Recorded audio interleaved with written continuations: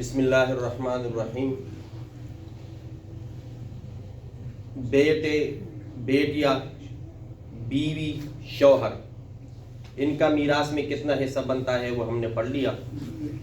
आज बारी है वालिद साहब कि अगर कोई बंदा फौत हो गया और उसका वालिद रह गया तो उसके वालिद को क्या मिलेगा, बेटे के माल में या बेटी के माल में। तो जब भी कोई हमने वालिद का हिस्सा देना हो तो हम मुर्दे की तरफ देखेंगे कि उसका मुज़क्कर औलाद है कि नहीं, यानी बेटा है या नहीं। अगर मुज़क्कर औलाद है तो वालिद को मिल जाएगा 1/6 चट्टा हिस्सा। वालिद को कितना मिल जाएगा? जब भी मैयत का, मुर्दे का बेटा मौजूद है, मुज़क्कर औलाद मौजूद है, पोता है, पड़पोता है, मुज़क्कर औलाद मौजूद है, तो वालिद को मिल जाएगा 1/6 चट्टा हिस्सा। इसके अलावा वालिद को बेटे के माल में कुछ नहीं मिलता। अब बेटा नहीं है, फिर देखो कि बेटी है या नहीं, बेटी है या अगर बेटी है तो फिर हम बेटी का जो हिस्सा बनता है वो निकालकर बकाया हम किसको दे देंगे। या एक और अल्फाज में आप ये कहें कि अगर एक बंदा फौत हो जाता है, उसका मुज़क्कर औलाद नहीं है, उसका मुज़क्कर औलाद हो तो जाहिर है कि फिर मुअन्नस औलाद है, तो फिर मुअन्नस औलाद की सूरत में 1/6 तो वालिद को मिल जाएगा, 1/6 वालिद को। अब बेटी का हिस्सा निकालकर जो बकाया बचा वो भी वालिद को मिल जाएगा, वो मैं अभी समझाता हूं आपको। और तीसरी सूरत यह है कि बिल्कुल औलाद न हो, न मुअन्नस औलाद हो, न मुज़क्कर औलाद हो, न बेटा हो न बेटी हो, फिर सारा माल किसको मिल जाएगा? वालिद को। मसलन एक बंदा फौत हो गया, इसका वालिद रह गया, बेटा रह गया, बेटी रह गई। अब हम क्या करेंगे? वालिद को हमने हिस्सा देना है तो हम देखेंगे मुर्दे की तरफ कि इसके औलाद मुज़क्कर है कि नहीं। तो इस सूरत में मुज़क्कर औलाद है कि नहीं, बेटा मौजूद है ना, तो इसको हम दे देंगे वालिद को 1/6। वालिद को क्या देंगे? 1/6। और इन दोनों को लिज़्ज़करि मिस्लु हज़्ज़िल उन्सयैन, तो 1/, ये चीज। अच्छा, एक और मैं आपको एक बात बताता हूं आज कि ये कभी मैं 6 इधर लिखता हूं, कभी 8 लिखता हूं, या आपको समझ नहीं आएगा कि मैं क्यों लिखता हूं। तो बेहतर ये है कि कोई भी मसला हो आप इधर 24 लिखा करें। क्या लिखा करें? 24 में 1/6 भी है, 1/8 भी है, 1/2 भी है, 1/4 भी है, 2/3 भी है। 24 लिखा करें, समझ आइए ना। तो ये 24, हम कोई भी मसला हो हमने इधर 24 लिखना है। अब 24 का 1/6 क्या है? आसान मसला। 24 को 6 पे तकसीम करो, 4। 24 में 4 हिस्से हम वालिद को देंगे। सारा माल 24 हिस्से करेंगे, 4 हिस्से हम किसको देंगे? बाकी 24 में से 4 निकालो, कितना बचा? 21। ये 21 इनको मिल जाएगा। 20 ये 20 और इसको मिल जाएगा, इन दोनों को। तो यहां पर लिज़्ज़करि मिस्लु हज़्ज़िल उन्सयैन के तहत 3 पर तकसीम करेंगे, जो जो आएगा वो उनको मिल जाएगा। और यहां पर फर्ज करें कोई भी माल आप 30 रुपए, 30 को हम 24 पे तकसीम करेंगे, ज़रब देंगे, जो हासिल आया उसको 4 में, जो भी हिस्सा बनता है वो हम वालिद को दे देंगे। 30 को तकसीम करें 24 पे, 30 तकसीम 24 ज़रब 4। 30 पे तकसीम करें 24 को तो 1.25 आता है, उसको ज़रब दे दो 4 में, 5 कितना जाएगा? 5। 30 में से 5 रुपया हम मिल जाएगा वालिद को, बकाया कितने बचे? 25। वो 25 इनका आपस में तकसीम हो जाएगा। बेटे को दोगुना मिल जाएगा, बेटी को आधा मिल जाएगा। ये तो वो सूरत है कि जहां पर वालिद को 1/6 मिलता है और कुछ नहीं मिलता।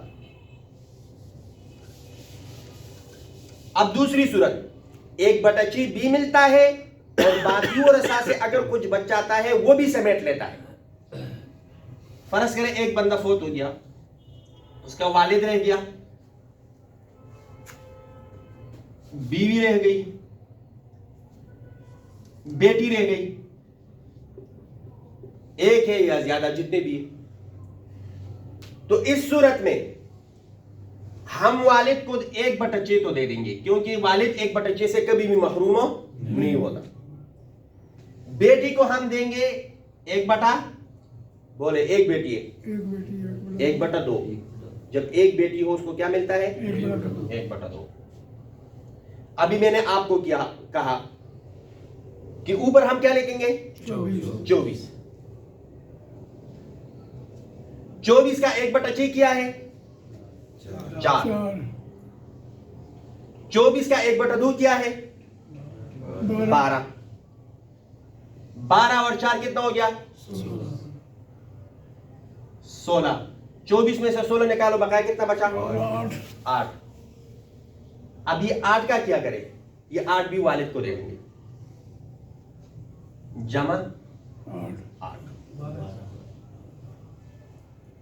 और अगर साथ बीवी है, ठीक हो गया?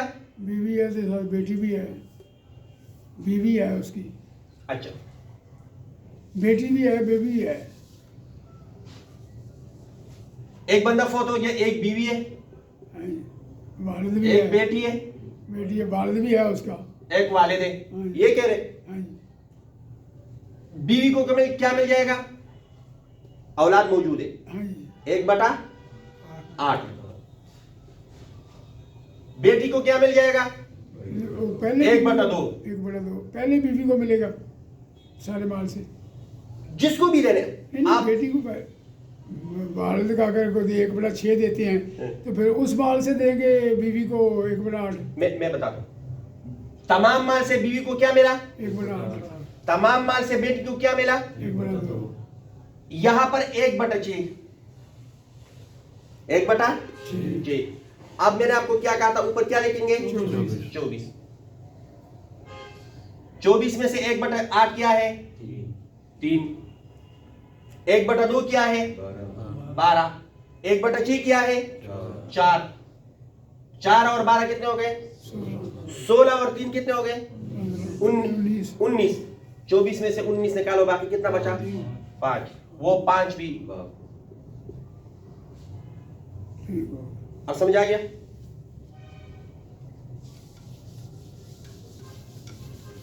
तो 2 मसले हमने पढ़ लिए। नंबर 1, 1/6 मिलता है जब बेटा मौजूद हो, और 1/6 भी मिलता है और माल भी मिलता है और वरसा से जो बच जाए जब सिर्फ मुअन्नस औलाद मौजूद हो। और तीसरी सूरत यह है कि औलाद बिल्कुल न हो, न बेटा हो न बेटी हो, वालिद रह गया, बीवी रह गई, या सिर्फ वालिद रह गया। अब यहां पर हम बीवी को 1/8 दे देंगे, यहां पर 24 लिख लिया, 3 इसको दे दिया, बाकी कितना बचा? 21। इसको मिल जाएगा 21।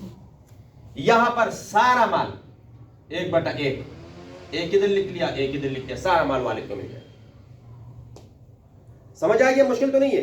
3 सूरतें। अब हमारे जीएम ने एक मसला पूछा था, वो नाम लिख लो या नाम लिख सकते हो। एक बंदा फौत हो गया जिसका नाम है सैफुर रहमान, हम सैफ लिख लेते हैं। उसका क्या रहेगा खटक साहब? एक बीवी, एक बेटी, एक बीवी, एक बेटी, 4 भाई। 4 भाई। अभी आपने पढ़ लिया है, आपने सिर्फ क्या करना है, भाई हमने नहीं पढ़े, तो आप बाप की जगह भाई रखो।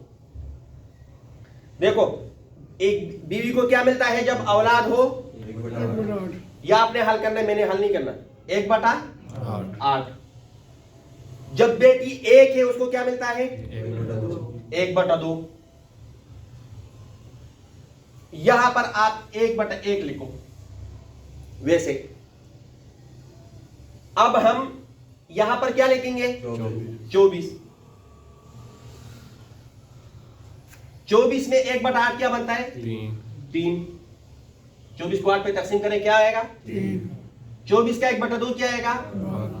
12। 12 और 3 15। 24 में से 15 निकालो, कितना बचता है? 9 इनको मिल जाएगा।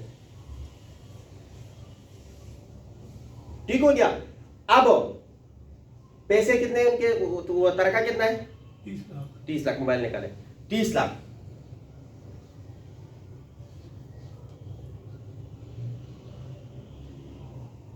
हमने 30 लाख को तकसीम करना है 24 पे। 30 लाख को तकसीम करना है 24 पे। 30 लाख तकसीमी 24 ज़रब 3 क्या आएगा? 3,75,000। 3 लाख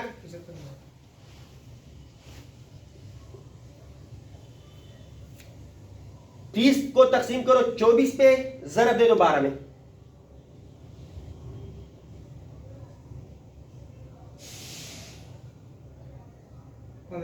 15 लाख। अब 15 लाख और 3 75 जमा करो। 18 75 को इससे निकालो।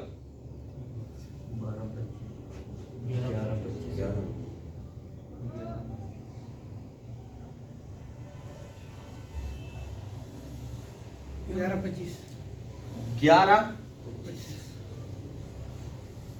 ऐसे। अच्छा, अब ये टोटल जमा कर लो। 3,75,000 और 15 लाख और 11 25 कितना हो गया? 30 पूरा हो गया। देखो, पूरे माल को हमने 24 हिस्से किए। 24 हिस्सों में 3 हिस्से मिले बीवी को, 24 में 12 हिस्से मिले बेटी को। अब 24 का भाइयों को नहीं देंगे, जो इन दोनों से बचा वो भाई को देंगे। तो हमने ये दोनों को जमा कर दिया 15 को 24 से निकाला, बाकी कितना बचा? 9। अब हम कहते हैं ना बेटी को आधा मिलेगा, तो 30 लाख का आधा क्या बनता है? 15 लाख इधर आ गया ना। लेकिन हम इस तरह नहीं दे सकते। अगर इस फार्मूले पे जाएंगे तो हमसे कोई गलती नहीं होगी, हमसे कोई गलती नहीं होगी। तो ये मसला समझ आ गया? मुश्किल तो नहीं है। तो बाप किसी सूरत में महरूम नहीं होता। मैंने आपको कहा था कि औलाद किसी सूरत में महरूम नहीं होता। एक सूरत है, अगर वो बाप को कत्ल करे मीरास के लिए, तो फिर उनको कुछ नहीं मिलता। अगर बाप बेटे को कत्ल करे फिर भी वो महरूम नहीं होता, क्योंकि बेटा कभी भी बाप कभी भी अपने बेटे को वरासत के लिए कत्ल नहीं करता। हाँ, ये शक आता है कि बेटे ने अपने बाप को वरासत के लिए कत्ल किया है। मसला समझ आ गया? अल्लाह रब्बुल इज्जत हमारे लिए मीरास के जितने भी मसाइल हैं आसान फरमाए।